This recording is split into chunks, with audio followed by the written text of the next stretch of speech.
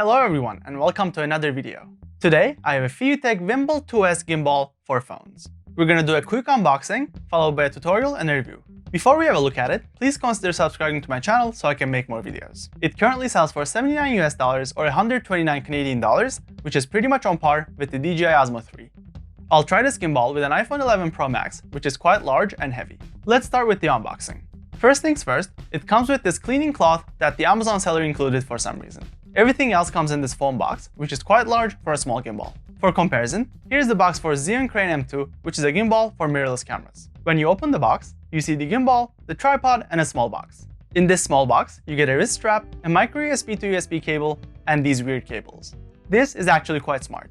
The gimbal has two micro USB ports, one to charge the gimbal itself, and another so that you can charge your phone while filming. And these weird cables are used to charge your phone. I really appreciate this, but if they used USB-C instead of micro USB, they wouldn't need to include these adapters and finding replacements would be easier. And with this, let's have a look at the gimbal itself. The build quality is very good. Nothing feels cheap and you don't hear any rattling. In front, you have a joystick to move your phone around, a power button that can also be used to change modes, a record button, as well as an indicator LED. On the left side, you have a micro USB port to charge the gimbal. On the right side, you have the zoom slider, and on the back, you have the trigger button. We'll talk more about these buttons later. Right above those buttons, we have our first party trick. This has an extendable arm, which is a nice extra. Above that, we have the pan, roll, and tilt axes. These axes come in their locked position, which you need to unlock before using the gimbal. Fortunately, it's very easy to do so. There are clear marks on each axis to show how to unlock and lock. And finally, we have the adjustable phone holder. It has pretty good padding on the sides and on the bottom, so it won't scratch your phone. This is a nice touch, as they recommend taking off the phone case before installing it.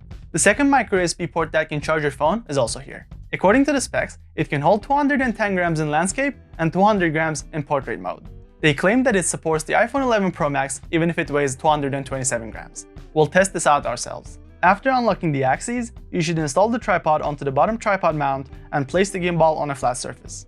You should then place your phone onto the phone mount. The cross arm is adjustable, and that's what we'll use for balancing. As you can see, my phone is now pointing down, but after adjusting the arm, it's all balanced. This means that we're ready to go, as nothing else is adjustable.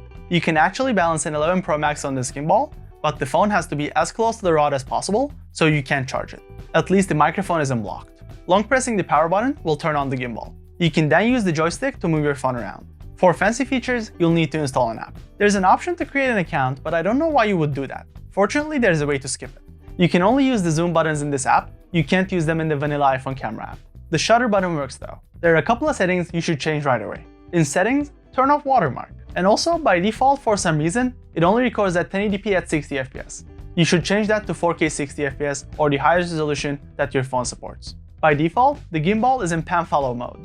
You can also switch to this mode by double pressing the mode or the trigger button. In this mode, the gimbal will follow you if you go left or right, but otherwise, it'll balance itself. I want to talk about a cool feature real quick. If you rotate the gimbal more than a certain angle, it'll actually move the phone away from the handle so it won't hit it. To be fair, it actually hit my phone a couple of times, but it's because my phone is too large. When you press the mode button 3 times, it goes into pan and tilt mode. In this mode, the gimbal will balance itself when you go side to side, but otherwise, it'll just follow you. There's also a lock mode, and you can switch to it by pressing the mode button once or holding the trigger button. In this mode, your phone will face the same way no matter which way you move. There's also a face detection mode, which is very cool when you're vlogging. It can also track objects, but it could be improved. When the object goes out of the frame and comes back, it gets confused sometimes and it can't find it. It can keep tracking when you zoom in as well, but it's a bit gimmicky. It has a panoramic picture mode and it works very well. I took one using the gimbal and I compared it with one that I took myself, and I'm really impressed. It's a 320-degree picture and there's only one small irregular spot. Overall, I really like this gimbal. I've got a Xeon Crane M2 gimbal for my Fuji camera, but I'm still learning how to balance the camera on it. It also supports smartphones, but it still needs to be balanced. Compared to that, this gimbal is very easy to balance and use.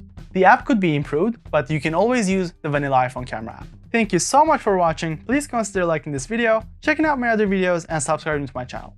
Also, comment down below if you have any suggestions. Take care.